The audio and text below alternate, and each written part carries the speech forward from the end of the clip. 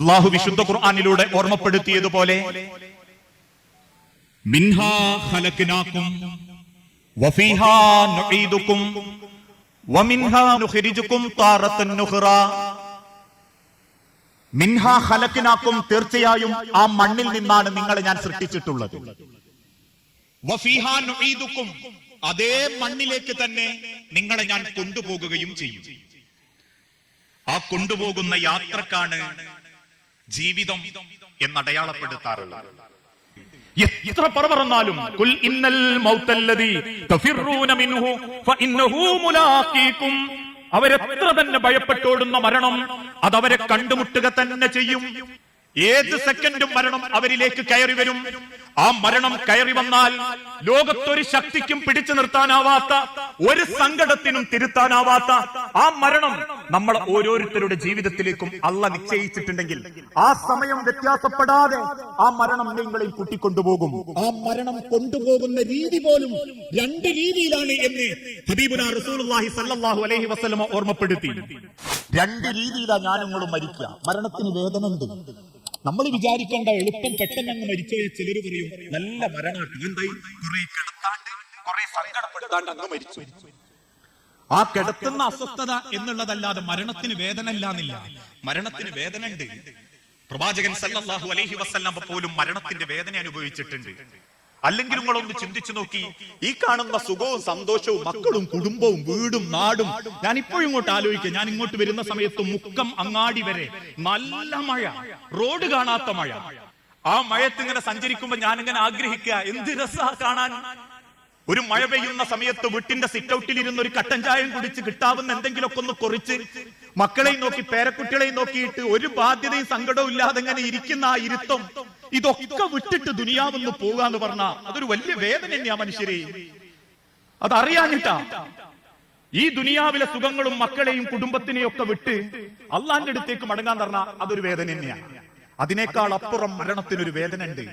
റബീഉൽ അവ്വൽ 12-ാം തീയതി പ്രവാചകൻ സല്ലല്ലാഹു അലൈഹി വസല്ലമക്ക് ശ്വാസം മുട്ട് തുടങ്ങി. കയ്യിലുണ്ടായിരുന്ന ഒരു തോർത്തുമുണ്ട് പോലുള്ള ശീലക്കഷണം നബി സല്ലല്ലാഹു അലൈഹി വസല്ലമ മുഖത്തേക്കിടും, മുഖത്തുനിന്ന് വലിച്ചു മാറ്റും. കഴിഞ്ഞ 12 ദിവസവും രോഗിയായി കിടന്ന റസൂലുള്ളാക്ക് അങ്ങനെ ഒരു രീതി ഇല്ലല്ലോ എന്ന് കണ്ട ആയിഷ ബീവി എന്ന നമ്മളെ ഉമ്മ ഓടി വന്ന് റസൂലുള്ളാഹിനെ പിടിച്ചു മടി കടത്തും. റസൂലുള്ളാഹിന്റെ നെറ്റിയിൽ ഒരു ഉമ്മ കൊടുത്ത് ചോദിക്കുന്നുണ്ട്, നബിയെ എന്താ അങ്ങക്കൊരു വല്ലായിക? നബി സല്ലല്ലാഹു അലൈഹി വസല്ലമ ഒരല്പം വിങ്ങി വീട്ടു പറഞ്ഞു, ആയിഷ, അന്ന് ഖൈബറിലെ ജൂതപ്പെണ്ണ് തന്ന വിഷമാംസത്തിന്റെ വേദന അത് ഞാൻ ഇന്ന് അനുഭവിക്കുന്നുണ്ട് ആയിഷ. ആ മരണത്തിന്റെ വേദന അതെന്നെ ബാധിക്കുന്നുണ്ട് ആയിഷ.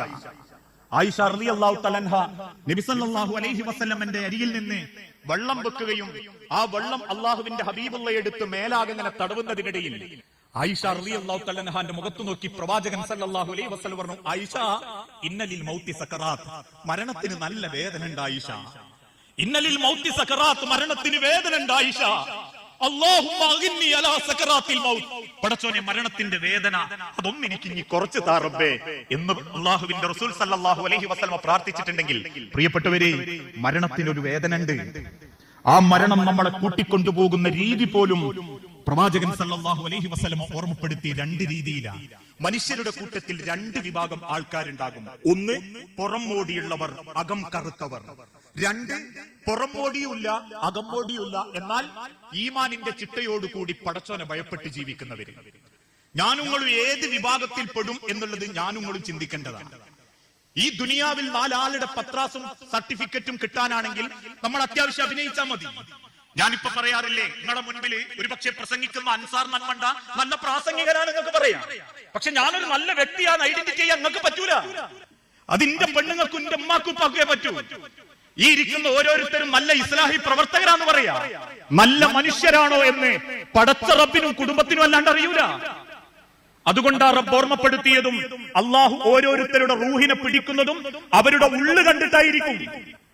ആ ഉള്ളു സ്വഭാവത്തിനനുസരിച്ച് അള്ളാഹുവിന്റെ മലക്കുകൾ അവരിലേക്ക് ഇറങ്ങി വരും. ഒന്നാമത്തെ വ്യക്തി ദുനിയാവിനോട് ഒരുപാട് ആത്മാർത്ഥത, ആർത്തി കാണിച്ച് ജീവിക്കുന്ന വ്യക്തികൾ. ഈ ദുനിയാവായിരിക്കും അവർക്ക് വലുത്. ഇവിടെ അടിച്ചുപൊളിച്ച് ജീവിക്കുക, സമ്പാദിക്കുക. നിസ്കാരമുണ്ടോ? ഇല്ല. നോമ്പോൽക്കലുണ്ടോ? എപ്പോഴെങ്കിലും. നോറ്റതിന്റെ കൂലി ഉണ്ടോ ജീവിതത്തിൽ? ഇല്ല. സക്കാത്ത് അളവ് നോക്കലേ ഉള്ളൂ, കൊടുത്തിട്ടില്ല. കുടുംബം എങ്ങനെയാ? മക്കളും പെണ്ണുങ്ങളും ഒക്കെ തോന്നിയ വഴിക്ക്, പുരയിൽ നിസ്കാരം നടക്കുന്നത് 7 മണിക്ക്, മക്കൾ വരുന്നത് നട്ടപ്പാതിര 12 മണിക്ക്, ഓൻ പോയി കിടക്കുന്നത് പോലും നേരം എടുക്കാൻ നേരത്ത്. പെണ്ണുങ്ങളായാലും കുടുംബായാലും മക്കളായാലും ഒരു ഫസാദിന്റെ കുടുംബം. ഒരു ഖുർആൻ ഓത്തുണ്ടാവൂല, അള്ളാഹുവിന്റെ കലാമെന്നും പഠിക്കണമെന്ന് താല്പര്യം ഉണ്ടാവൂല. ഇങ്ങനെ എന്നാൽ ദുനിയാവിന്റെ ഇടയിൽ സൽപ്പേരുണ്ടാകും.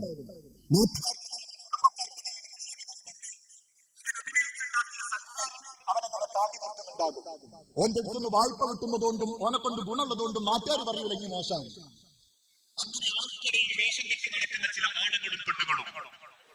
അവരുടെ മരണം തൊണ്ടക്കുയിലെത്തുമ്പോൾ നസലമിന സമാഇ, ആകാശത്ത് നിന്ന് ഇറങ്ങി വരും കറുത്ത മുഖമുള്ള അള്ളാഹുവിന്റെ നിശ്ചയം അഥവാ തീരുമാനം ഏൽപ്പിക്കപ്പെട്ട മലക്കുകൾ.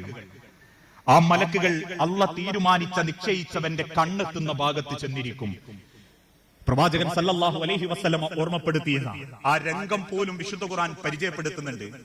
വലൗ തറാ ഇദിൽ ളാലിമൂന ഫീ ഗമറാത്തിൽ മൗത്ത് വൽ മലായികതു ബാസിതു ഐദീഹിം അഖ്രിജു അൻഫുസഹും ഖാലൂ ഫീമ കുൻതും കുന്നാ മുസ്തഗ്ഫീന ഫിൽ അർളി. വലൗ തറാ, നബിയെ നിങ്ങളെങ്ങാനും കണ്ടിരുന്നുവെങ്കിൽ. ഓരോ രംഗവും അല്ലാഹു തആല വിശദീകരിക്കുന്നുണ്ട്. അള്ളാഹു നിശ്ചയിച്ച മലക്കുൽ മൗത്ത് അവനിലേക്ക് നിശ്ചയിക്കപ്പെടുകയും ആ മലക്കുൽ മൗത്തിനെ ആത്മാവ് കാണുകയും ആ മലക്കുൽ മൗത്തിന്റെ ഭയാനകമായ രൂപം കണ്ട് ആ മലക്കുൽ മൗത്തിന്റെ രീതി കണ്ട് ആത്മാക്കൾ ശരീരത്തിന്റെ ഉള്ളിലേക്ക് വലിയുകയും ചെയ്യും. വരാൻ മടിക്കുന്ന ശരീരത്തിന്റെ ഉള്ളിലേക്ക് ആത്മാക്കൾ പിൻവലിയുമ്പോ ആ ശരീരത്തെ നോക്കി ഗർജിച്ചുകൊണ്ട് മലക്കുകൾ പറയും, കുന്നാ മുസ്തഗ്ഫീന അഖ്രിജു അൻഫുസകും, പുറത്തേക്ക് വാടോ എന്നവരെ വിളിച്ചോണ്ടിരിക്കും. വരാൻ മടിക്കുന്ന ശരീരത്തിൽ നിന്ന് ആ ആത്മാവിനെ അള്ളാഹുവിന്റെ മലക്കുകൾ പറച്ചെടുക്കുമ്പോ വേദനയാൽ അവന്റെ കാലുകൾ പടയും. അള്ളാഹു ഓർമ്മപ്പെടുത്തിയില്ലേ, അള്ളാഹുവിന്റെ അരികിലേക്ക് മടങ്ങുന്ന രംഗം കണങ്കാലുകൾ കൂട്ടിപ്പണയുകയും ആരുണ്ട് റബ്ബേ എന്നവൻ വെപ്രാളത്തോടെ കരയുകയും ചെയ്യുമ്പം പടച്ച റബ്ബിന്റെ കൽപ്പനകൾക്ക് ഒരെതിരും പ്രവർത്തിക്കാത്ത മലക്കുകൾ ആ ശരീരത്തിൽ നിന്നും ആത്മാവിനെ പറച്ചെടുക്കും.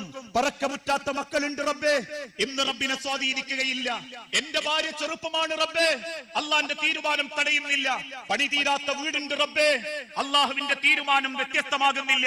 റബ്ബ് നിശ്ചയിച്ചിട്ടുണ്ടോ ആ ശരീരത്തിൽ നിന്നും ആത്മാവിനെ മലക്കുകൾ പിടിച്ചെടുക്കും. ആ പിടിച്ചെടുക്കുന്ന സെക്കൻഡിൽ എന്തെന്നില്ലാത്ത ദുർഗന്ധം പരക്കാൻ തുടങ്ങും. വല്ലാത്തൊരു ദുർഗന്ധായിരിക്കും. ആ ദുർഗന്ധം പടരുന്നതോടുകൂടി മലക്കുകൾ കൊണ്ടുവന്ന കരിമ്പടത്തിലേക്ക് ആ ആത്മാവിനെ പൊതിയും. ആ കരിമ്പടവുമായി മലക്കുകൾ വെറുപ്പോടെ ആകാശത്തേക്ക് ഉയരുമ്പോ ആ ദുർഗന്ധം പരത്തുന്നത് കേൾക്കുന്ന ആസ്വദിക്കുന്ന മുഴുവൻ മലക്കുകളും ചോദിക്കും, ഏതാണ് ഈ വൃത്തികെട്ട ആത്മാവ്? ഉടനെ തന്നെ അവർ പരിചയപ്പെടുത്തി കൊടുക്കും, ഇന്നവന്റെ മകൻ ഇന്നോനാണിത്, ഇന്നവന്റെ മകൻ ഇന്നോനാണിത്. ഞാനാണെങ്കിൽ പടച്ചോന്റെ മലക്കൾ പറയും, അൻസാർ ബിൻ അബ്ദുറഹിമാൻ, അബ്ദുറഹിമാന്റെ മോൻ അൻസാറാണത്. ദുനിയാവിൽ അവന്റെ പേരും പെരുമയും ഭയങ്കരമായിരുന്നു. പക്ഷേ ആഖിറത്തിലേക്കുള്ള മടക്കത്തിന്റെ തുടക്കം മുതൽ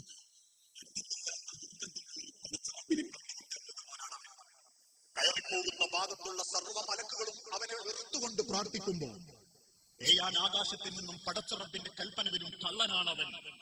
അതുകൊണ്ട് നിങ്ങൾ അവന്റെ പേര് നരകത്തിന്റെ ലിസ്റ്റിൽ എഴുതി വെക്കുകയും അവനെ നിങ്ങൾ ഖബറിലേക്ക് തന്നെ തിരിച്ചറക്കുകയും ചെയ്യുക. മലക്കുകൾ എളുപ്പം അവനെ ഖബറിലേക്ക് തിരിച്ചറക്കും. കാരണം പിന്നെ ഖബറിൽ നരകത്തിന്റെ ഒരു വാതിൽ അല്ലാഹു തആല തുറന്നു കൊടുക്കും. ആ തുറന്നു കൊടുത്ത വാതിലിന്റെ ഉള്ളിലൂടെ വിരൂപനായ, കണ്ടാൽ വെറുപ്പ് തോന്നിപ്പിക്കുന്ന ഒരു മനുഷ്യൻ കയറി വരും. ഈ കിടക്കുന്ന ആത്മാവ് ചോദിക്കും, ഞാനോ വെറുപ്പില, ഞാനോ ഇത്ര അസ്വസ്ഥതയില്ല, എന്നെ കൂടി ബുദ്ധിമുട്ടിക്കാൻ വന്ന നീ ആരാന്ന് ചോദിക്കുമ്പോ അവൻ തിരിച്ചു പറയും, അമലുക്കൽ ഖബീസ, നീ ചെയ്ത തോന്നിയാസങ്ങളാ ഞാൻ. നാട്ടുകാരും ചെയ്യാണ്ട് ഇനി കുറെ തോന്നിയാസങ്ങൾ ചെയ്തില്ലേ, ഞാനാണ്. ദുനിയാവിൽ എനക്കെന്നെ ഭയങ്കര ഇഷ്ടായിരുന്നല്ലോ, ആളറിയാതെ അത് ചെയ്യും എനക്ക് വലിയ മോഹായിരുന്നല്ലോ, എന്തൊക്കെ കാര്യങ്ങൾ അങ്ങ് ചെയ്തു കൂട്ടിയത്, കുടുംബത്തിൽ ഈ കാരണം എന്തൊക്കെ പ്രശ്നങ്ങളാ ഉണ്ടായത്, ദുനിയാവിൽ കുറെ ഇങ്ങി സമ്പാദിച്ചു വെച്ചില്ലേ, അതെന്താ എനിക്ക് ഉപകാരപ്പെട്ട്, അള്ളാന്റെ മണ്ണിക്ക് ഇങ്ങി തിരിച്ചു വന്നപ്പോ എന്താ എന്റെ കൈമ കൊണ്ടുവരാൻ എനിക്ക് പറ്റിയത്? ആ സമയത്ത് ആ മനുഷ്യൻ റബ്ബിനോട് അറിയാതെ പറഞ്ഞു പോകും, റബ്ബേ, നിന്റെ ഖബറിൽ എനിക്ക് ഇത്രക്ക് ബേജാറുണ്ടെങ്കിൽ നിന്റെ പരലോകം എന്തായിരിക്കും പടച്ചോനെ, ഒരിക്കലും നീ പരലോകം അടുപ്പിക്കല്ലേ നാഥാ എന്നവരങ്ങനെ സങ്കടപ്പെട്ടുകൊണ്ടേയിരിക്കും. ഇതാണ് മരണത്തിന്റെ ഒരു രൂപം. ഇതാർക്കാ കിട്ടാന്ന് ചോദിച്ചപ്പം പ്രവാചകൻ സല്ലല്ലാഹു അലൈഹി വസല്ലം ഓർമ്മപ്പെടുത്തി, പുറമോടി ഭയങ്കരായിരിക്കും, അകം പൊള്ളയായിരിക്കും. നമ്മൾ ശ്രദ്ധിച്ചു നോക്കണം. എല്ലാം വൃത്തിയാക്കുന്നതിന്റെ ഇടക്ക് സ്വന്തം മനസ്സ് വൃത്തിയാക്കാൻ നമുക്ക് അതാ പറ്റാത്ത. ഇവിടെ എത്ര ക്ലാസ് കഴിഞ്ഞു എന്ന് എനിക്കറിയൂല, പക്ഷെ നമ്മളൊന്ന് ചിന്തിച്ചു നോക്കൂ. ഈമാൻ ഉണ്ടെന്ന് പറയുന്ന നമ്മളെ മനസ്സിൽ പകണ്ട്, വെറുപ്പുണ്ട്, വിദ്വേഷമുണ്ട്, അഹന്തണ്ട്, അഹങ്കാരമുണ്ട്, പൊങ്ങച്ചുണ്ട്, പുച്ഛണ്ട്, ഏഷനുണ്ട്, പരദൂഷണുണ്ട്, കുതന്ത്രങ്ങളുണ്ട്, കുത്തുവാക്കുകളുണ്ട്. ഒരു മനസ്സ് തുറന്ന് ദുനിയാവിന് പ്രാധാന്യം കൊടുക്കാതെ അള്ള നിശ്ചയിക്കുന്ന അല്പകാലം ദുനിയാവിൽ ഒരു അവസരം കിട്ടിയവനാണെന്ന ബോധം ഇന്ന് പലരുടെ മനസ്സിലുമില്ല. അതുകൊണ്ട് തന്നെ കുടുംബം പണക്കില്ല. സ്വന്തം ചോരയിൽ പറന്ന വാപ്പാന്റെ മക്കള് തമ്പ് തെറ്റുക.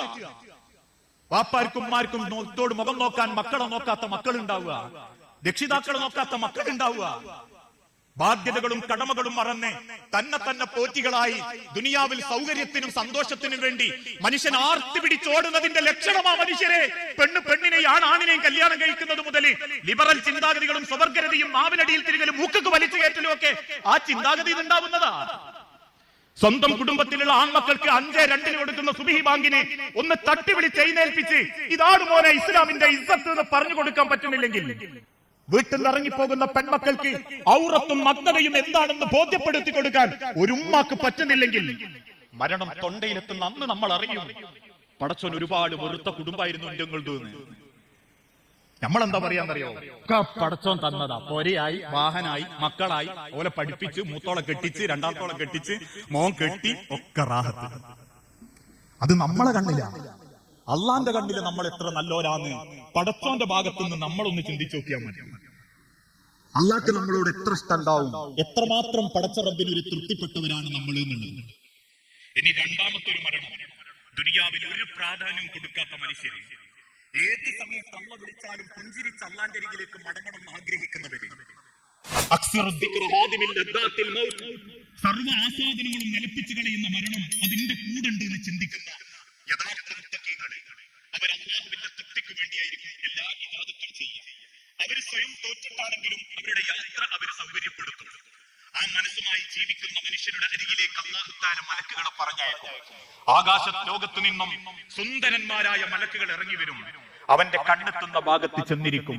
2 കൈകളും നീട്ടിയിട്ട് ആത്മാവിനെ നോക്കിയിട്ട് പറയും, യാ അയ്യത്തുഹൻ നഫ്സുൽ മുത്മഇന്ന ഇർജിഇ ഇലാ റബ്ബികി റാളിയതൻ മർളിയ ഫദ്ഖുലി ഫീ ഇബാദി വദ്ഖുലി ജന്നതി. യാ അയ്യത്തുഹൻ നഫ്സുൽ മുത്മഇന്ന, സമാധാനമടഞ്ഞ ആത്മാവേ, എന്റെ മനസ്സ് അല്ലാഹ്ക്ക് തൃപ്തിയായിട്ടുണ്ട്, അല്ലാഹുവിനെ നീയും നിന്റെ മനസ്സുകൊണ്ട് തൃപ്തിപ്പെട്ടിട്ടുണ്ട്.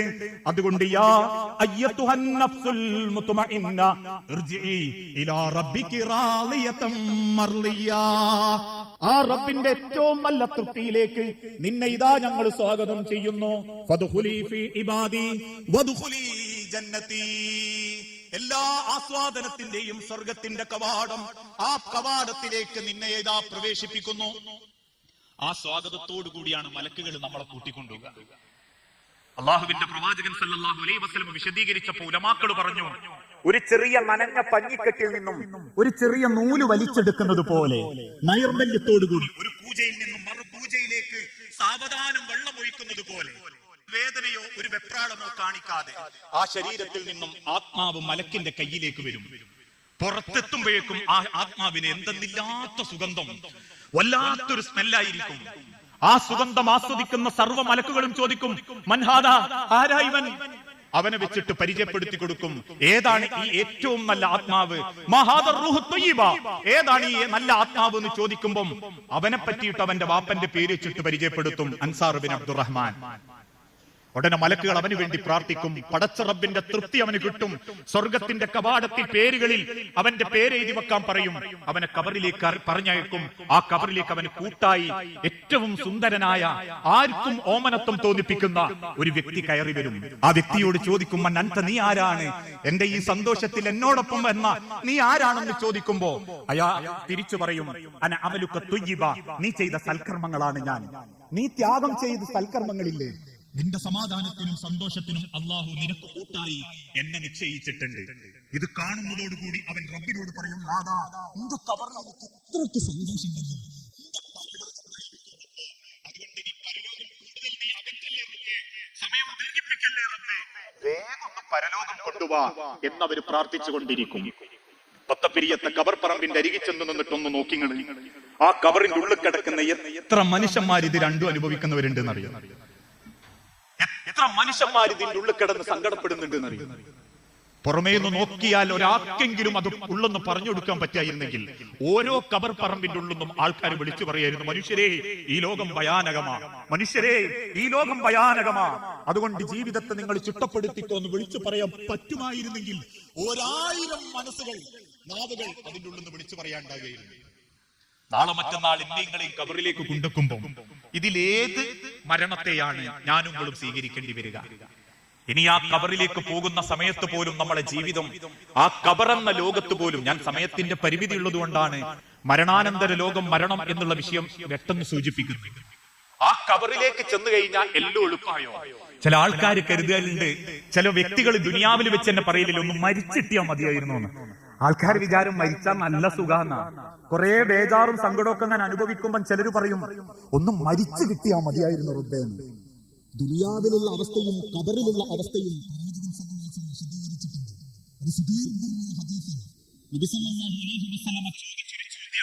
നിങ്ങൾ ആരെങ്കിലും സ്വപ്നം കണ്ടോ? അവര് പറഞ്ഞു ഇല്ല നബിയെ. അവര് തിരിച്ചു ചോദിച്ചു, നബിയെ നിങ്ങൾ വല്ല സ്വപ്നം കണ്ടോ?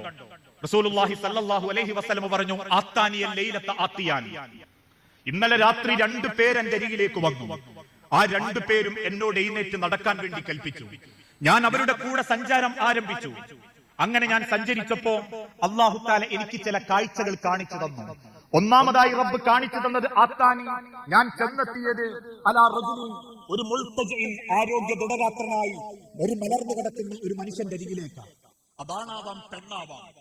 മറ്റൊരാൾ അവന്റെ അരികിൽ തന്നെ നിൽക്കുന്നുണ്ട്. ഒരു വലിയ പാറക്കല്ലുമായിട്ടാണ് ആ നിൽക്കുന്നവൻ, കിടക്കുന്നവന്റെ അരികിലുള്ളത്. ആ കിടക്കുന്ന മനുഷ്യന്റെ തലയിലേക്ക് ആ പാറക്കല്ല് വലിച്ചെറിയുമ്പോൾ ഏറിന്റെ ശക്തി കൊണ്ട് തലയോട്ടിയടക്കം പൊട്ടിച്ചതറി 4 ഭാഗത്തേക്കും ചെതറിത്തെറിക്കും. പ്രാണവേദന കൊണ്ട് അയാൾ കാലിട്ട് പടയുമ്പോ എറിഞ്ഞ ശക്തി കൊണ്ട് കല്ലുരുണ്ടു പോകും. ആ എറിഞ്ഞവൻ ആ കല്ലെടുത്ത് തിരിച്ചു വരുമ്പോഴേക്കും ചെതറിത്തെറിച്ചു പോയ തല ആദ്യത്തെ സ്ഥിതിയിൽ തന്നെയായിട്ടുണ്ടാകും. വീണ്ടും കല്ലെടുത്തെറിയും. ആ രംഗം കണ്ട് നബി സല്ലല്ലാഹു അലൈഹി വസല്ലമ ചോദിച്ചു, ആരാണ് ജിബ്രീലേ, ആരാണ് ഈ 2 പേർ? ജിബ്രീൽ അലൈഹി സ്വലാത്തു വസ്സലാമക്ക് വിശദീകരിച്ചു കൊടുക്കപ്പെട്ടു, അല്ലാഹുവിന്റെ റസൂലുള്ളാഹിക്ക് വിശദീകരിച്ചു കൊടുക്കപ്പെട്ടു, ആ മലക്ക് കല്ലുമായി നിൽക്കുന്നവൻ അല്ലാഹുവിന്റെ ശിക്ഷ അല്ലാഹു പറഞ്ഞൊരു വാക്കില്ലേ, ഫൽയദു ഉനാദിയ, നിങ്ങൾക്കാരെയും വിളിക്കാം പടച്ചോന്റെ അടുത്ത്. അള്ളാഹുവിന്റെ പരലോകത്ത് നിങ്ങൾക്കാരെയും വിളിക്കാം.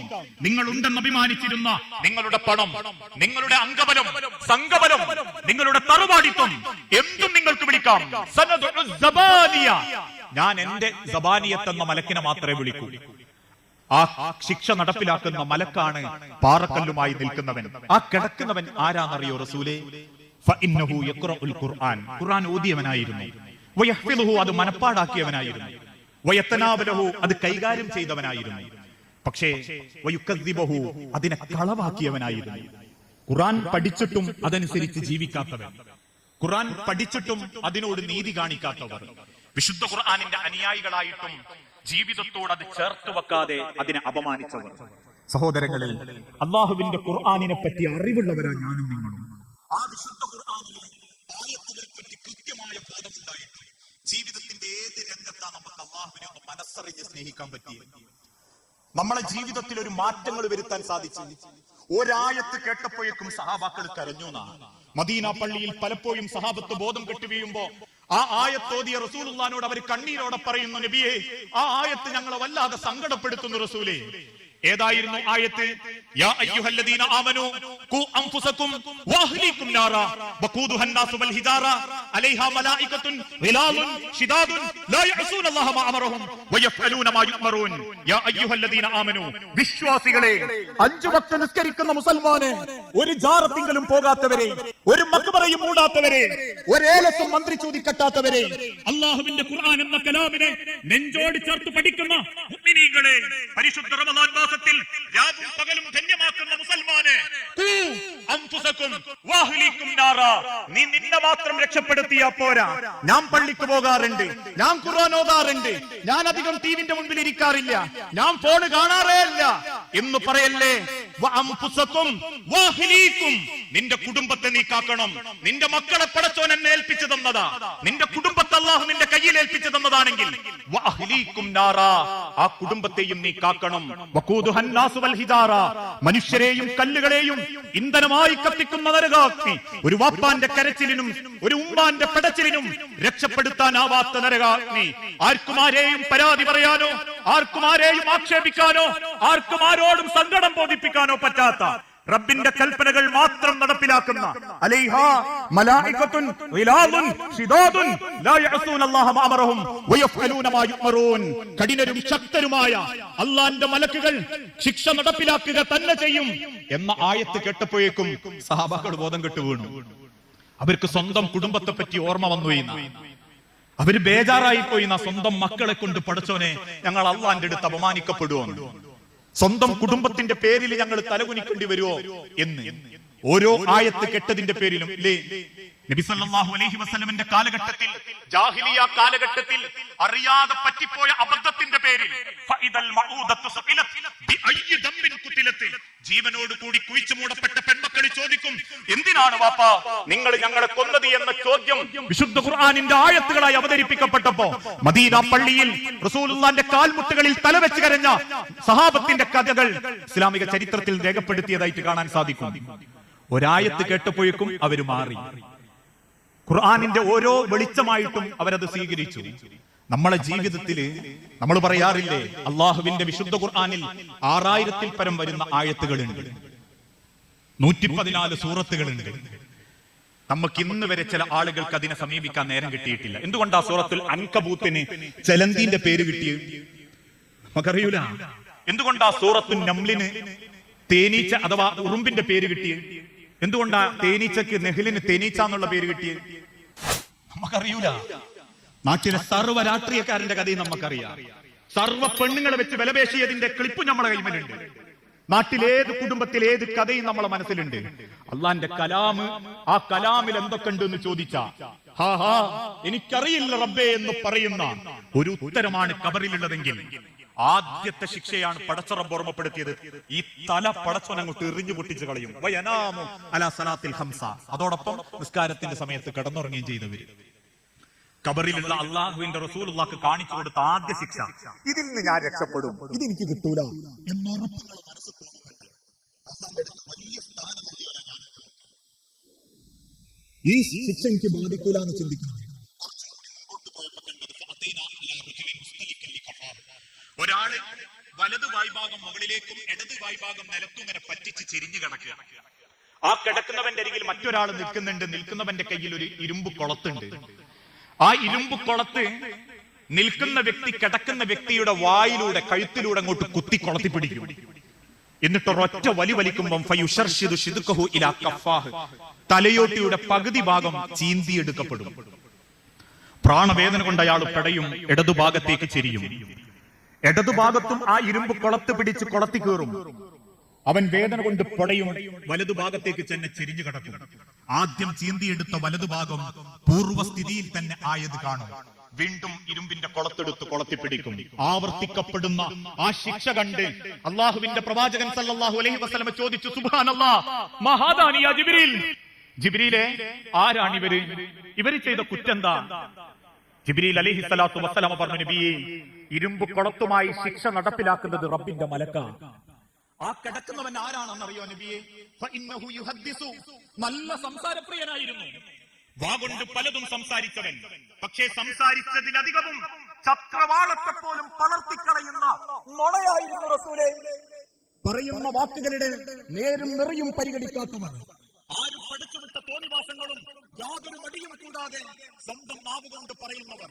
ആലോചിച്ചു നോക്കൂ, എത്രയെത്ര കഥകൾ, എത്രയെത്ര നിറം പിടിപ്പിച്ച കഥകൾ നമ്മുടെ നാവുകളിലൂടെ കടന്നുപോയിട്ടുണ്ട്.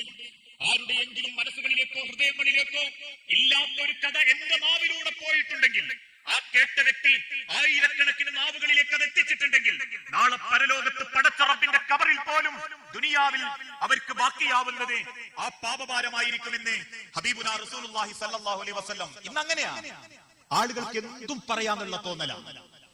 അതിന് കിട്ടിയ ഒരു മാർഗം കൂടിയാ സോഷ്യൽ മീഡിയ. എന്തു തോന്നിയാസോ എഴുതി വിടാ, എന്ത് ട്രോള് ഇറക്കാം, ആർക്കാരെയും തെറി പറയാം.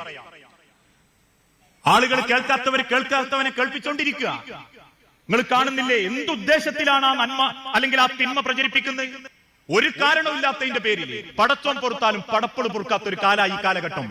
കോഴിക്കോട് സിറ്റിയിലുള്ള ഒരു പോലീസ് ഉദ്യോഗസ്ഥൻ ആ ചെറുപ്പക്കാരന് പരാതിയായി കിട്ടിയ ഒരു വൃത്തികെട്ട പോസ്റ്റ്, ഒരു പിക്ചർ അറിയാതെ കൈ തട്ടി അദ്ദേഹത്തിന്റെ സോഷ്യൽ മീഡിയയുടെ വാട്സപ്പ് ഗ്രൂപ്പിൽ ഷെയർ ചെയ്യപ്പെട്ടു.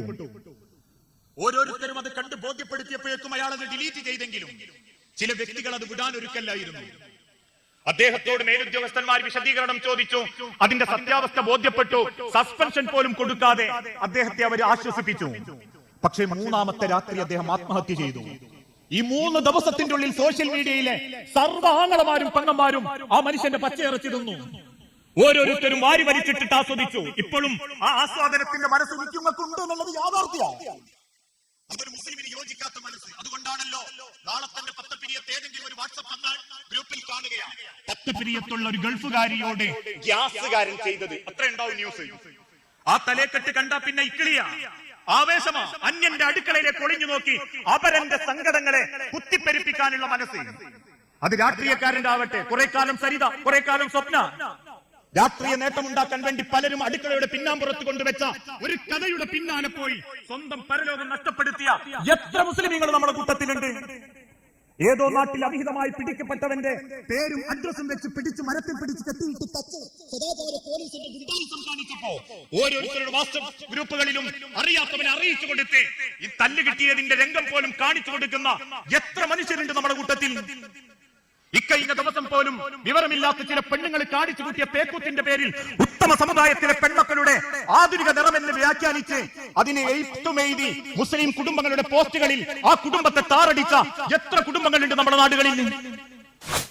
ഓരോ കുടുംബത്തിന്റെ ഉള്ളറകളും ചകഞ്ഞു കിട്ടി നാത്തൂനോടും ഇളയമനോടും അമ്മായിയോടും കുടുംബത്തിൽ കൂട്ടം കൂടിയിരിക്കുന്ന സർവ്വ മേഖലകളിലും യാതൊരു നാണവും നോക്കാതെ പച്ചയിറച്ചി തിന്നുന്നുണ്ടെങ്കിൽ അള്ള പറഞ്ഞൊരു വാക്ക, 6 അടി മണ്ണിലേക്ക് ചേർത്ത് വെക്കുന്ന അന്ന് നിന്റെ ആ എല്ലില്ലാത്ത പേച്ച നാവ് വേരടക്കം പടച്ചം പെയ്തെടുത്തു കളയും.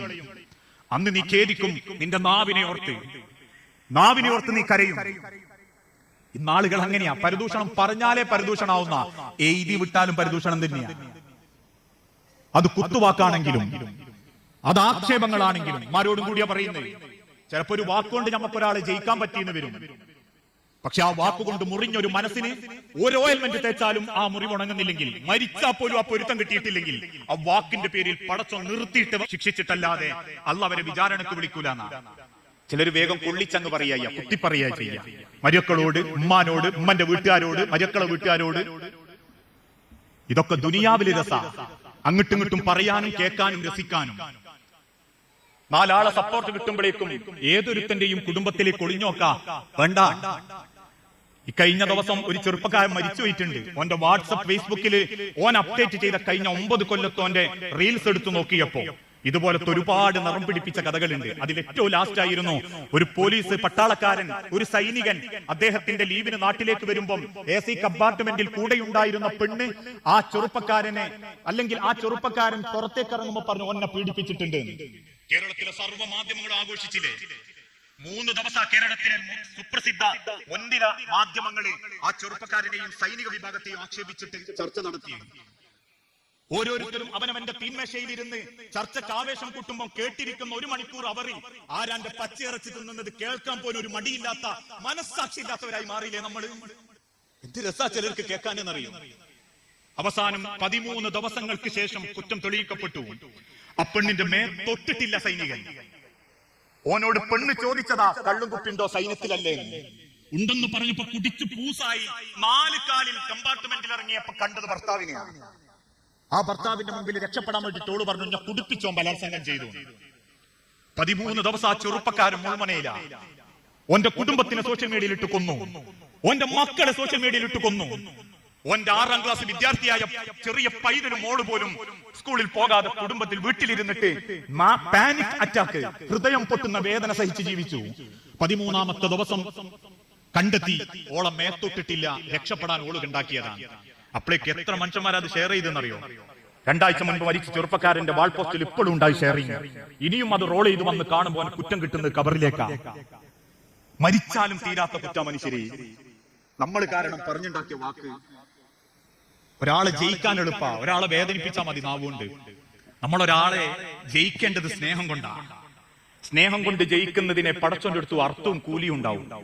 അതെങ്ങനെയാന്ന് ഞാൻ പറഞ്ഞുതരാം. ഏതാനും ചില മാസങ്ങൾക്ക് മുൻപ് ഒരു ചെറുപ്പക്കാരനോട് ഒരു കഥ പറഞ്ഞിട്ടുണ്ട്. അവനോന്റെ അയൽവാസിയും തമ്മിൽ നല്ല പിണക്കം. ഇവൻ തന്നെ എന്നോട് പറയുന്നത്, എനിക്കൊരു അനുഭവം പറയാനുണ്ട്, പേരും അഡ്രസ്സും പറയണ്ട, നിങ്ങൾക്ക് എവിടെങ്കിലും പറയാൻ പറ്റും. എന്റെ അയൽപ്പക്കത്തുള്ള നല്ലൊരു ദീനിയാ, എനിക്ക് അതുകൊണ്ട് തന്നെ ഓനോടൊരു ദേഷ്യം. നമുക്ക് അങ്ങനെയാണ്. സുബീക്ക് പള്ളിയിൽ പോകുന്ന ഒരു അയൽവാസി ഉണ്ടായി, നമുക്ക് ഓനോട് ദേഷ്യം. എന്താ, എനിക്ക് പോകാൻ പറ്റുന്നില്ല, പിന്നെ ഓനോട് ദേഷ്യം. ഇനി ആരെങ്കിലും ഒന്ന് നന്നായി എന്ന് കണ്ട നമുക്ക് ഓനോട് ദേഷ്യ. അതാ ഇന്നത്തെ കാലം. അത്യാവശ്യം കുറ്റം ചെയ്യണമെന്നൊന്നുമില്ല. ഞാനിപ്പോ ഒരാളോട് എന്തേലും ദ്രോഹം ചെയ്യണമെന്നില്ല. ഞാനൊന്ന് നന്നായി സാമ്പത്തികമായിട്ടൊക്കെ ഒന്ന് മെച്ചപ്പെട്ടിട്ടുണ്ട് എന്ന് പറഞ്ഞാൽ ചിലർക്ക് വെറുതെ എന്നോട് ദേഷ്യ. കാണുന്നവരോടൊക്കെ ഓല് പറയും, ഓൻ അറബീനെ മുക്കിപ്പോന്നതാ, ഓൻ കള്ളത്തരത്ത് കൂടെ ഉണ്ടാക്കിയതാ. ഇതാ വർത്താനം. അതാ മനുഷ്യന്റെ സ്വഭാവവും മനസ്സും. ആ രീതിയിലുള്ള ഒരു ചെറുപ്പക്കാരൻ ഓൻ പറയാ, ഓനോട് ഭയങ്കര ദേഷ്യം. ഓന്റെ ഒരു നിര്യാണിക്ക് മേലുള്ള പാന്റും ഓന്റെ ഒരു താടിയും ഓനൊക്കെ ഒപ്പം ഈ ദീനുള്ള നമ്മക്കാർക്കും ഇല്ല. അതുകൊണ്ട് എനിക്ക് ഓനെ കാണുന്നതിന്റെ ഉറപ്പായിരുന്നു ഞാൻ ഓനെ കുറ്റം പറയാൻ തുടങ്ങി. ഓന്റെ മക്കളെയും കുറ്റം പറയും. കാരണം എന്റെ മക്കൾ ഓന്റെ മക്കളെ മാതിരിയല്ല. ഓന്റെ മക്കൾ മദ്രസ പോകുമ്പോ മഫ്തടും, എന്റെ കുട്ടികൾ ഇടൂല. അതുകൊണ്ട് എനിക്ക് ഓന്റെ മക്കളോടും ദേഷ്യം. അവസാനം ഓനോന്റെ അതിരൊന്നിട്ട് കെട്ടി നന്നാക്കാൻ വിചാരിച്ചു.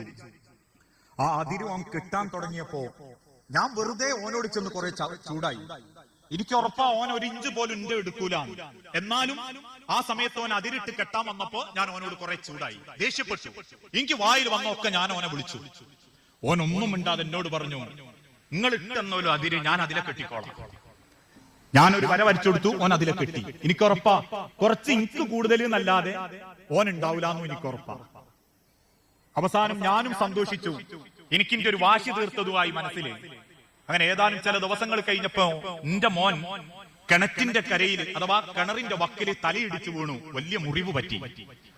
ആശുപത്രിയിലേക്ക് കൊണ്ടുപോയി ചെന്നപ്പോൾ ഡോക്ടർമാർ പറഞ്ഞു, പെട്ടെന്ന് ഓപ്പറേഷൻ നടത്തണം, 1,10,000 രൂപ എപ്പം നിങ്ങൾ കെട്ടിവെക്കണം. ആ കുട്ടിക്ക് ബ്ലഡ് കുറെ പോകുന്നുണ്ട്, കുട്ടി ഛർദിക്കുന്നുണ്ട്. എന്ത് ചെയ്യണം എന്നറിയാതെ ഞാൻ നാടൊട്ട് കോടി. അയാൾ എന്നെ പറയാ, എന്റെ കഥ കേട്ട് രസിച്ച തൊട്ട അയൽപ്പക്കത്തുള്ള പല കുടുംബക്കാരുടെ അടുത്തേക്കും ഞാൻ പോയി. ഒരു 5 രൂപ ഒരു മനുഷ്യൻ എനിക്ക് തരുന്നില്ല. എല്ലാരും പറയുന്നു ഇന്നലെയാണേ നോക്കാനും, ചിലര് പറഞ്ഞു ഒരാഴ്ച കഴിഞ്ഞിട്ടാണേ നോക്കാം. ഇതൊക്കെയാണല്ലോ നമ്മൾ ഒയ്യാൻ പറയുന്ന വർത്താനം. അവസാനം പെണ്ണുങ്ങളെ കയ്യിലുള്ളതും മോളെ കഴുത്തിലുള്ളതും കൂടി വിറ്റ് ഞാനൊരു 65 രൂപ എങ്ങനെയൊക്കെ ഉണ്ടാക്കി ഹോസ്പിറ്റലിലെത്തി. അവര് പറഞ്ഞു, ഒന്നെങ്കിലും അടയ്ക്കാതെ ഓപ്പറേഷന് കേട്ടൂല, ഡോക്ടർ സമ്മതിക്കൂല. എന്ത് ചെയ്യണം എന്നറിയാതെ ഞാൻ ഇങ്ങനെ വെപ്രാളപ്പെട്ട് നിൽക്കുമ്പോ ഞാൻ തെറി പറഞ്ഞ എന്റെ അയൽവാസിയുണ്ട് മഗ്‌രിബിന് ശേഷം ഓടി വരുന്നത്. ഓൻ എന്നെ നോക്കി സലാം പറഞ്ഞ് അകത്തേക്ക് കയറുമ്പോ പറഞ്ഞ്, പെണ്ണുങ്ങൾ ഇപ്പോൾ എന്നോട് വിവരം പറഞ്ഞ് അകത്ത് ചെന്ന് എന്റെ മോനെ കണ്ട് ഓനൊക്കെ ഒന്ന് ആശ്വസിപ്പിച്ച് ഓന്റെ കൈമച്ച് എന്നെന്തോ ഒന്ന് പ്രാർത്ഥിച്ചൊക്കെ കൊടുത്ത് പുറത്തു വന്ന് ഓനോട് ചോദിച്ചു, എന്താ ഡോക്ടർ പറഞ്ഞ്? അപ്പൊ ഞാൻ മനസ്സില്ലാ മനസ്സോട് ഓനോട് പറഞ്ഞു, ഇങ്ങനെ ഓപ്പറേഷൻ വേണമെന്നാ, ഇത്ര പൈസ വേണമെന്നൊക്കെയാ പറയുന്നത്. വർത്താനം പറഞ്ഞ് ഇറങ്ങിപ്പോകുന്നതിന്റെ ഇടയ്ക്ക് ഓനോന്റെ അരേന്ന് ഒരു വെള്ള പേപ്പറിൽ, അതായത് മുഷിഞ്ഞ ഒരു പത്ര പേപ്പറിൽ പൊതിഞ്ഞ എന്തോ ഒരു സാധനം എന്റെ കൈമ തന്നു. ഈ മനുഷ്യൻ പറയാ, ഞാനത് എടുത്തു നോക്കിയപ്പോ ഒരു മനുഷ്യന്റെ വേർപ്പ് വറ്റിയിട്ട് റബ്ബർ ബാൻഡ് ഇട്ട് കുടുക്കിയിട്ട് 500 രൂപ സ്ലിപ്പുള്ള നോട്ടല്ല, വേർപ്പ് പറ്റിയൊരു പണം ഉണ്ടല്ലോ കണ്ടറിയുന്ന ആ പൈസ തലയും വാലുമില്ലാണ്ട് തിരിച്ചു മറച്ചും വെച്ചിട്ട് റബ്ബർ ബാൻഡ് ഇട്ട് കുടുക്കി കൊണ്ടുവന്നൊരു പൈസ. 50,000 രൂപന്റെ ആ കിട്ടോന്റെ കൈമത്തന്നിട്ട് പറഞ്ഞു, വേഗം ഓപ്പറേഷനുള്ള ബാക്കി നോക്കുകയെന്ന്. എന്നിട്ട് ഇയാൾ പറയാ, ഞാൻ അന്ന് അവന് വേണ്ടി കരഞ്ഞിട്ടുണ്ട്, ഞാൻ ചെയ്തു പോയത് ഓർത്തോർത്ത് ഞാൻ കരഞ്ഞിട്ടുണ്ട്. ഞാൻ അവനോന്റെ കൈ പിടിച്ചിട്ട് പറയാൻ കിട്ടാന്ന് വിങ്ങിപ്പൊട്ടിയപ്പോ ഓൻ എന്റെ മുഖത്ത് നോക്കി പറഞ്ഞൊരു വാക്കുണ്ട്, പറ്റിയത് എന്റെ മോനാണെങ്കിലും ഓൻ എന്റെ മോനും കൂടിയാ, എന്റെ മക്കളൊപ്പം അവൻ കളിക്കുക. മനുഷ്യരെ ഒരാളെ നമ്മള് നാവ് കൊണ്ട് കരയിപ്പിക്കരുത്, സ്നേഹം കൊണ്ട് കരയിപ്പിക്കണം. എന്നാ മരിച്ചാലും ആ മനസ്സുണ്ടാവും നമുക്ക് പ്രാർത്ഥിക്കാൻ. അല്ലാണ്ട് ദുനിയാവിൽ കുറെ പറഞ്ഞുണ്ടാക്കിയിട്ടും നാട്ടുകാരെ വെറുപ്പിച്ചിട്ടും പിന്നെ കുറെ നിസ്കരിച്ചും നോമ്പുമായിട്ട് നടന്നിട്ടൊന്നും കാര്യമല്ല. അത് മക്കളായാലും ശരി, മരുക്കളായാലും ശരി, ഉമ്മാരായാലും ശരി, അയൽവാസികളാണെങ്കിലും ശരി. അല്ലെങ്കിൽ ഈ പേച്ച നാവ് പടച്ചം പെയ്തെടുത്ത് കളയും. കുറച്ചും കൂടി മുൻപോട്ട് പോയപ്പോ റസൂലുള്ളാഹി സ്വല്ലല്ലാഹു അലൈഹി വസല്ലമക്ക് കാണാൻ പറ്റിയത് വല്ലാത്തൊരവസ്ഥ, ഒരു രക്തത്തിന്റെ പുഴ. ആ രക്തം മിസ്ലദ്ദം, ആ വെള്ളം ഇങ്ങനെ രക്തം പോലെയാണ്. റസൂലുള്ളാഹി സ്വല്ലല്ലാഹു അലൈഹി വസല്ലം ഇങ്ങനെ നോക്കി നിൽക്കുമ്പോൾ ആ രക്തത്തിന്റെ പുഴയിലൂടെ ഒരു മനുഷ്യൻ ഇങ്ങനെ നീന്തി വരിക. നീന്തി റസൂലുള്ളയും ജിബ്രീലും നിൽക്കുന്ന കരയിലേക്ക് കയറി വന്നു. ആ മനുഷ്യന് വയറൊട്ടിയിട്ടുണ്ട്. റസൂലുള്ളാഹിന്റെ മുഖത്ത് നോക്കി ആ മനുഷ്യൻ പറഞ്ഞാൽ ഒരല്പം വെള്ളം വേണം. അള്ളാഹുവിന്റെ റസൂൽ സല്ലല്ലാഹു അലൈഹി വസല്ലം പറയാ, ഞാൻ നോക്കി നിൽക്കെ എന്റെ അരികിലുള്ള മലക്ക് അവിടെയുള്ള ഒരു കരിങ്കല്ലിന്റെ കഷണമെടുത്ത് വെള്ളം ചോദിച്ചവന്റെ വായിലേക്ക് വലിച്ചെറിയും. ഏറിന്റെ ശക്തി കൊണ്ട് ആ കല്ല്, വായിലൂടെ പോകുന്ന കല്ല് പിൻദ്വാരത്തിലൂടെ നിലത്തു വീഴും. അത്ര ശക്തിയിലെറിയുന്നത്. പ്രാണവേദനയോടെ ആ മനുഷ്യൻ വീണ്ടും ആ പുഴയിലേക്ക് ചാടും, മറുകരയിലേക്ക് നീന്തും. അവിടുന്ന് ഏറ് കിട്ടും. അവസാനം ഏറ് കിട്ടി ഒരു കരയിലും സമാധാനം കിട്ടാതെ രക്തം കുടിച്ച് കിടക്കുന്ന ആ മനുഷ്യനെ ചൂണ്ടി അള്ളാഹുവിന്റെ റസൂൽ ചോദിച്ചു, ആരാണ് ജിബ്രീലെ അവൻ ചെയ്ത കുറ്റെന്താ? ജിബ്രീൽ അലൈഹിസ്സലാത്തു വസ്സലാം തിരിച്ചു പറഞ്ഞു, നബിയേ ഫഇന്നഹു ആക്കിലുർ റിബ, പലിശ തിന്നോനാണ് നബിയേ. അതോടൊപ്പം ഉലമാക്കൾ രേഖപ്പെടുത്തി ആക്കിലുൽ ഹറാം, തിന്നുന്നതിൽ ഹക്കും ബാത്തിലും നോക്കാത്ത, കുടുംബത്തിന് തിന്നാൻ കൊടുക്കുന്നതിൽ നേരും നെറിയും നോക്കാത്ത, എങ്ങനെങ്കിലും മുതലുണ്ടാക്കി നാട്ടുകാരെ പറ്റിച്ച് കുടുംബം പോറ്റുന്ന, ആളെ പറ്റിച്ച് പൈസ ഉണ്ടാക്കിയിട്ട് സ്വന്തം സൗകര്യം വലുതാക്കുന്ന, ഉള്ളു ചെന്ന ഒരു വണി വറ്റ് 40 ദിവസത്തെ ഇബാദത്ത് അല്ലാന്റെ അടുത്ത് സ്വീകരിക്കൂല. ആ വറ്റുകൊണ്ട് വളർന്ന രക്തവും നീരും നമ്മുടെ ശരീരത്തിലുണ്ടെങ്കിൽ ഇന്ന് ആളുകൾക്ക് ഹക്കും ബാത്തിലൊന്നും ഒരു രംഗത്തുമില്ല, നേരും നെറിയും സമ്പാദിക്കുന്ന വിഷയത്തിൽ ഇല്ല. അതുകൊണ്ട് ആർക്കും ആരെയും പറ്റിക്കാന്നായത്. ദീന് പോലും ജനങ്ങൾക്ക് പറ്റിക്കാൻ പറ്റും. എന്തെളുപ്പാന്നറിയോ? ദീന് പറയുന്നവർക്ക് പോലും ജനങ്ങളെ പറ്റിക്കാൻ എളുപ്പ. ഞാനിപ്പോ നിങ്ങളോട് കുറെ ആൾക്കാരോട് പറയാ, ഞാനൊരു ബിസിനസ് തുടങ്ങുന്നുണ്ട് കേട്ടോ, അത് നിങ്ങൾ ഓരോരുത്തരും 1 ലക്ഷം റുപ്യ വീതം തന്നാ മാസത്തിൽ ഞാൻ നിങ്ങൾക്ക് ഇത്ര ലാഭം തരും. പറയുന്ന ആരാ? മൊയ്ലിയാരി. അപ്പൊ നിങ്ങളും വിചാരിക്കും അത്യാവശ്യം ലാഭം ഉണ്ടാക്കാം, കൊണ്ടുത്തരും. ഞാൻ എന്ത് ബിസിനസ്സാ? Hotel business. ഞാൻ എന്റെ ഒരു ആയുസ്സിൽ MBA പോയിട്ടില്ല. ഒരു ഹോട്ടലിലേക്ക് എന്തൊക്കെ വേണമെന്ന് എനിക്കറിയൂല. എന്തെങ്കിലും ഒരു ഹോട്ടലിന്റെ ക്യാഷിൽ ഇരുന്നിട്ട് എനിക്ക് പരിചയമില്ല. ഒരു ഭക്ഷണം ഉണ്ടാക്കാൻ എനിക്ക് അറിഞ്ഞൂടാ. പക്ഷെ ഞാൻ എന്ത് ബിസിനസ് എടുത്തത്? Hotel business. എന്നിട്ട് ഞാൻ ആരൊക്കെ കണ്ടു? 10 ആളെ കണ്ടു, 10 ലക്ഷം റുപ്യ ഉണ്ടാക്കി. അവസാനം ഇത് പൊളിയും. കാരണം എനിക്ക് വിവരമില്ല. പിന്നെ എന്തെങ്ങൾ ഇന്ന പൈസ ഏൽപ്പിക്കാനുള്ള കാരണം? എന്റെ വിശ്വാസം, ഞാൻ പ്രാസംഗികനാണ്, ഞാൻ ഖുർആൻ ക്ലാസ് എടുക്കുന്നവനാണ്, ഞാൻ അങ്ങനെ പറ്റിക്കൂല എന്നുള്ള തോന്നൽ. പക്ഷെ ഞാൻ എന്താ ചെയ്ത്? അറിഞ്ഞൂടാത്തൊരു ബിസിനസ്സിലേക്ക് നിങ്ങളെ പൈസ അതെനിക്കും ഹലാലാവൂല. അറിയാണ്ട് വാങ്ങി തിന്ന് അതിന്റെ ലാഭം വിചാരിച്ച് തിന്നുകൂട്ടുന്ന നിങ്ങൾക്കും അത് ഹലാലാവൂല. ഇത് പൊളിയുമ്പോ എല്ലാരും പറയാ, അതുവരെ ആരോടും പറയൂല. പൊളിയുന്നതിന്റെ മുൻപ് ആൾക്കാരിങ്ങനെ ന്യായീകരിക്കും. ഷെയ്ഖുന അഷെയ്ഖ് പറഞ്ഞിട്ടുണ്ട്. ഏത് ഷെയ്ഖ്? ഈജിപ്തിന്റെ ഏതോ മൂലക്കെടുക്കുന്ന ഒരു ഷെയ്ഖിന്റെ പേരും വെച്ചിട്ടായിരിക്കും നോട്ടീസ് കൊടുത്തിട്ടുണ്ടായിരുന്നു. അവസാനം പൊളിഞ്ഞെന്ന് അറിയുമ്പോൾ പറയും ഇവിടെ പൈസയൊക്കെ പോയി. പിന്നെ അത് അടക്കി പിടിച്ച് വേർപ്പ് മുട്ടിയിട്ട് എന്നെയൊക്കെ വിളിച്ചിട്ട് ഇങ്ങനെ പറയും, അതിനെതിരെ നമുക്ക് വീഡിയോ ഇറക്കണം കേട്ടോ. കൊടുക്കുമ്പോ ഇവിടെ അല്ലേ ഉണ്ട്, അന്തേ ചോദിക്കാത്ത. അപ്പൊ കിട്ടാനുള്ളതായിരുന്നു. മനുഷ്യന്മാർ ആർത്തിയ മനുഷ്യരെ ദുനിയാവിൽ വാരി പിടിക്കാൻ. ഒരാളെ നെഞ്ചകം പൊള്ളിച്ച ഒരു രൂപ എന്തെങ്കിലും കയ്യിലുണ്ടെങ്കിൽ കഴിക്കുന്നത് ഹലാലാവൂല എന്നല്ല പടച്ചോൻ പറഞ്ഞു. മരിച്ചാ പോലും പടച്ചോൻ ആ മയ്യത്ത്, ആ ആത്മാവിനെ സ്വീകരിക്കൂലെന്നാ. എന്തുകൊണ്ടാ ഒരാൾ വഫാത്താകുന്ന മരിക്കുന്ന സമയത്ത് ഓന്റെ കടം ഒന്നെങ്കിൽ ഏൽപ്പിക്കണം, എഴുതി വെക്കണം. ഇനി വാപ്പയാണ് മരിച്ചതെങ്കിൽ ആ കടം വീട്ടിയിട്ടേ ബാക്കി സ്വത്ത് വീതിക്കാവെന്ന് പറയുന്നത്. അങ്ങനെയുള്ള മുതല് ഒരാളോട് കടം വാങ്ങി പറ്റിച്ചിട്ടുണ്ടാക്കിയാൽ പോലും കബറിൽ സ്വൈര്യം കിട്ടൂല എന്നുള്ളത് കൊണ്ടാ. ഒരു കബറിൽ കിടക്കുന്നു, എന്റെ തൊലിന്റെ ഉള്ളിലുള്ള മാംസം അങ്ങനെ വെന്തുകൊണ്ടിരിക്കും.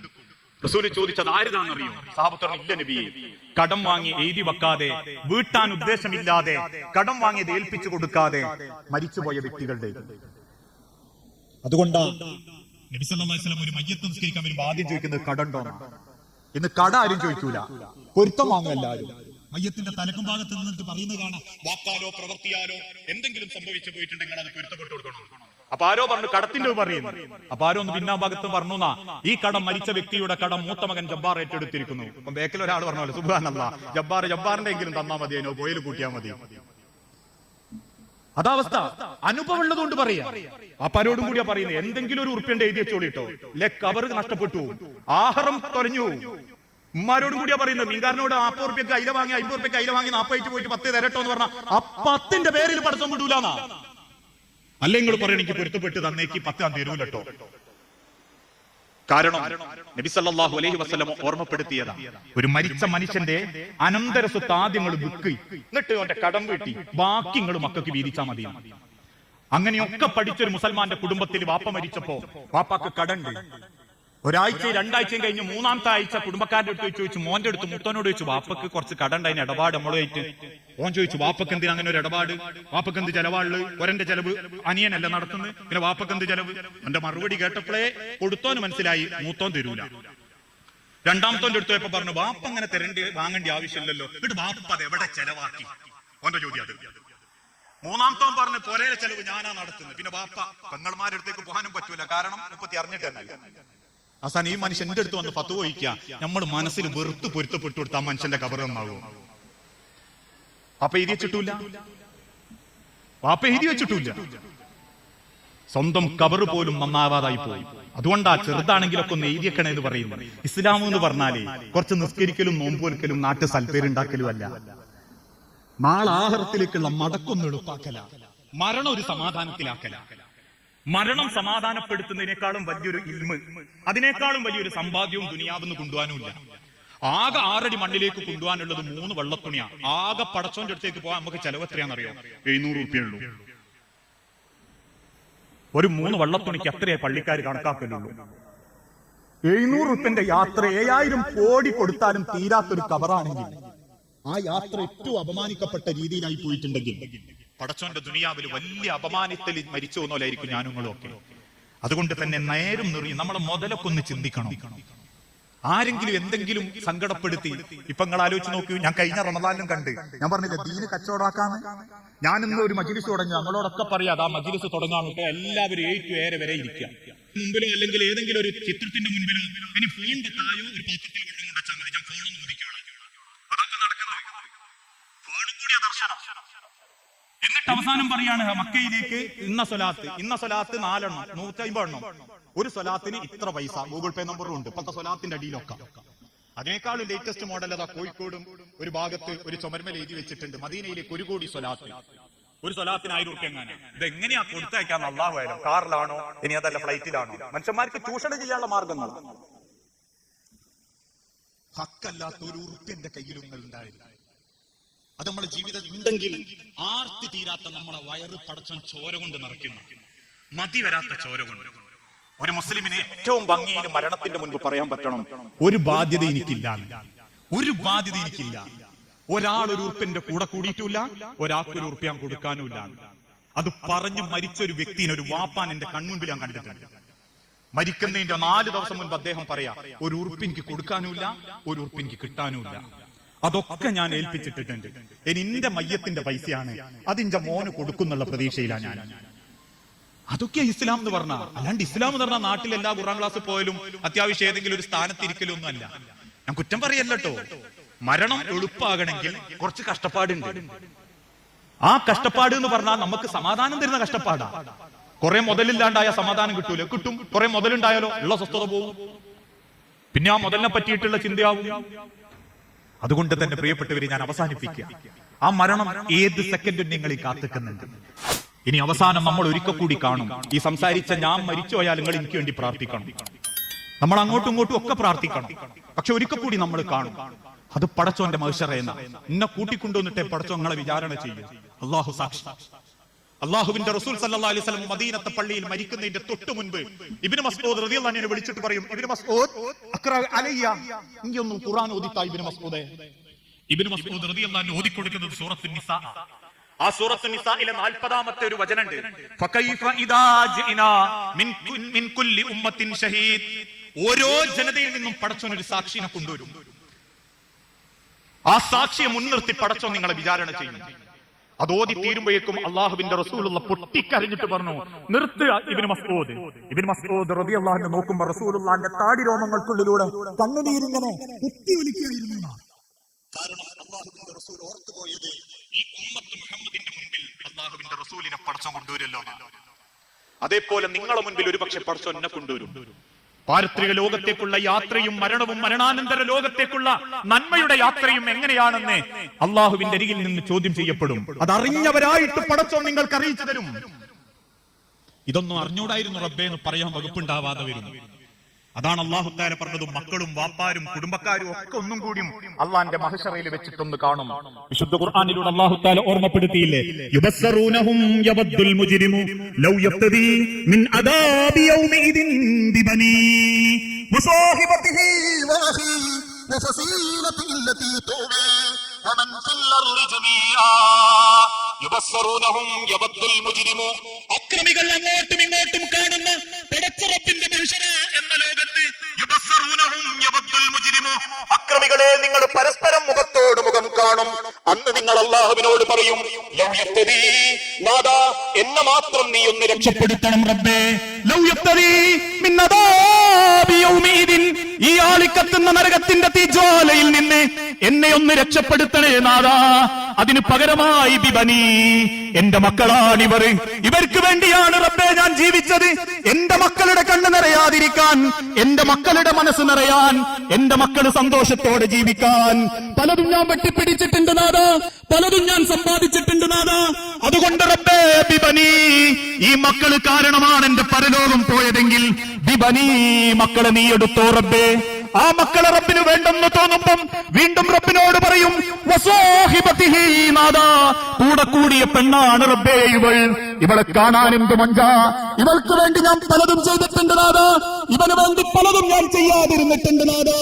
എന്റെ ദുനിയാവ് നശിക്കാനുള്ള കാരണം ഇവളാണ് റബ്ബേ, ഇവനാണ് റബ്ബേ. അതുകൊണ്ട് വസാഹിബതിഹി, കൂടെ കൂടി ഈ പെണ്ണിനെ നീ എടുത്തോ റബ്ബേ.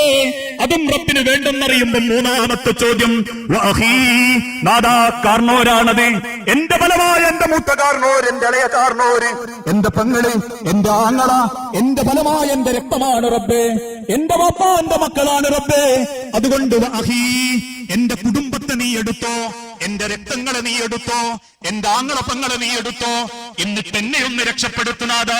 വീണ്ടും റബ്ബിന്റെ മുൻപിൽ അത് സ്വീകരിക്കപ്പെടുന്നില്ലെന്നറിയുമ്പോ വീണ്ടും അവർ മാറ്റി ചോദിക്കുന്നു, റബ്ബേ വഫസീലതി ഇല്ലതി തുവി വമൻ ഫിൽ അർളി ജമീആ, പടച്ച റബ്ബിന്റെ ദുനിയാവിൽ അല്ലാഹുവിന്റെ മണ്ണിൽ നിനക്ക് പകരം എന്ത് തന്നാലും റബ്ബേ എന്നെ ഒന്ന് രക്ഷപ്പെടുത്തുന്നാതാ, എന്നെ ഒന്ന് നീ രക്ഷപ്പെടുത്തുന്നാതാ. അതുകൊണ്ട് സുമ്മയുഞ്ചി, എന്നെ ഒന്ന് രക്ഷപ്പെടുത്തുന്നാതാ. ആ സമയത്ത് റബ്ബിന്റെ കൽപ്പന വരും, കല്ലാ ഇന്നഹാ ലളാ, മിണ്ടരുതടോ മിണ്ടരുത്, ഇന്നഹാ ലളാ, ആ ആളിക്കത്തുന്ന അഗ്നി നിനക്കായി റബ്ബ് തീരുമാനിച്ചതാ. നസാഅത്തൻ ലിശവാ, നിന്റെ തലയിലെ തലയോട്ടി പോലും പൊട്ടിപ്പളരുന്നതാണ് ആ തീ. തദൂ, അതിന്റെ തീ കാണുമ്പോൾ നിനക്ക് തോന്നുന്നുണ്ടോ, തദൂ, നിന്നെ അത് മാടി പിടിക്കുന്നുണ്ടെന്ന്. മൻ, ഉറപ്പിച്ചോ നിന്നെ തന്നെയാ. അത് ബറബത്തവല്ല, പടച്ച റബ്ബിന്റെ ദുനിയാവിൽ അല്ലാഹുവിന്റെ കലാമുകളെ ധിക്കരിച്ചുകൊണ്ട് സ്വന്തം ഇഷ്ടത്തിനും താല്പര്യത്തിനും നാളെയുള്ള കബറിനെ മറന്നുകൊണ്ട് ജീവിച്ച മനുഷ്യ, നിന്നെയാണത് മാടി വിളിക്കുന്നത്. ഇതല്ല പറയുമ്പം പിന്നെ തീരുമാനമായി, അവൻ മാറിയിരുന്ന് സങ്കടപ്പെടും. ആ സമയത്ത് അല്ലാഹു അവനെ നോക്കി പരിഹസിക്കുന്ന, നബിയേ വവജൂഹു യൗമഇദിൻ അലൈഹാ ഗബറ, ആ മുഖത്തൊക്കെ പൊടി പരണ്ട് കിടക്കുന്നവനെ കണ്ടെങ്കിൽ തർഹഖുഹാ ഖതറ, വലാത്ത കൂരിട്ടുണ്ട് മുഖത്ത്. ഉലൈക ഹുമുൽ കഫറത്തുൽ ഫജറ, അവരാണ് റസൂലേ തെമ്മാടികളും അധർമ്മകാരികളുമായ നരകാവകാശികൾ. അതോടെ തീരും നമ്മുടെ ദുനിയാവും ആഖിറത്തിലെ ഒരിക്കലും അവസാനിക്കാത്ത ജീവിതം ആരംഭിക്കുകയും ചെയ്യും. പ്രിയപ്പെട്ടവരെ, ഈ ഒരു മരണം ഏത് സെക്കൻഡും നിങ്ങളെ കൊണ്ടു. നമ്മളെ മയ്യത്തസ്കരിക്കാൻ 10,000 പത്തപ്പിരിയത്തും നന്മണ്ടയും കാത്തുക്കലല്ല പുണ്യം, മറിച്ച് കബറിലേക്ക് വെക്കുന്ന നമ്മളെ ആത്മാവിനെ അള്ളാഹുവിന്റെ അരികിലേക്ക് കൊണ്ടുപോകാൻ മലക്കുകൾ കാത്തുക്കണം. അവര് നമുക്ക് വേണ്ടി പ്രാർത്ഥിക്കണം. കയറിപ്പോകുന്ന ഭാഗത്തുള്ള മലക്കുകളൊക്കെ നമ്മളെ സ്നേഹിച്ചുകൊണ്ട് പ്രാർത്ഥിക്കണം.